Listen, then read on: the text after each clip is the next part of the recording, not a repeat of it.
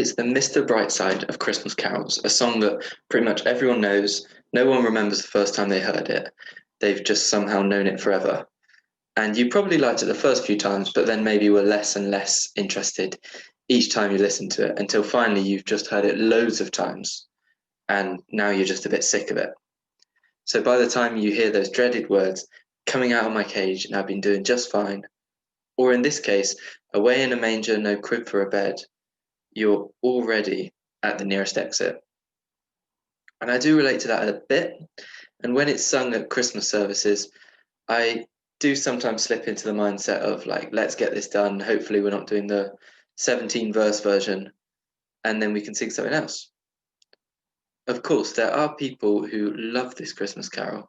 And I promise you, if you're one of those people, then don't skip past this video because I promise the purpose of it is not just to criticize the carol for a few minutes. Actually, what this carol does bring is it brings an amazing picture that it's painted of a boy born in a barn, in his bed, which is actually just a manger that horses or cattle would eat out of. And yet, the 5 times in the song that he's called by his name, every time it's not just Jesus, which would have been completely correct as his name. Every time he's called Lord Jesus.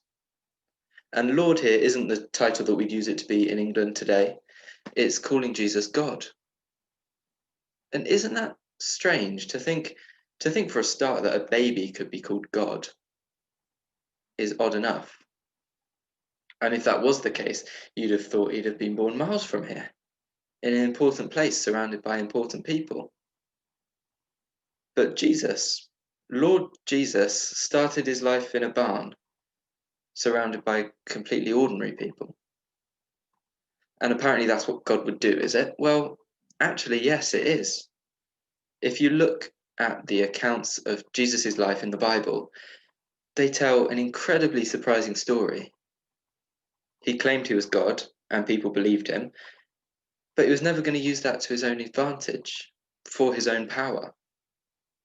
Instead, this God-man didn't seem to be very godlike in the sense that people expected him to be at all.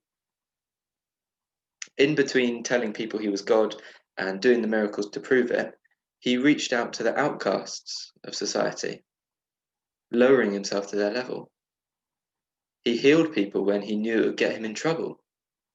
He said that he'd come to suffer and be killed. 33 years after the manger, Jesus was made to carry a wooden cross. And then he was nailed to it, and he was left there to die. He'd been beaten, spat at, mocked, whipped, thorns had been forced into his head. And all through his life, leading up to all of that, he'd said that's where he was headed. He could have stopped it. He'd shown his authority time and time again, and yet he didn't stop any of it. In other words, this is how Paul put it. He's writing about Jesus, and he says, Jesus, who being in very nature God, did not consider equality with God something to be used to his own advantage.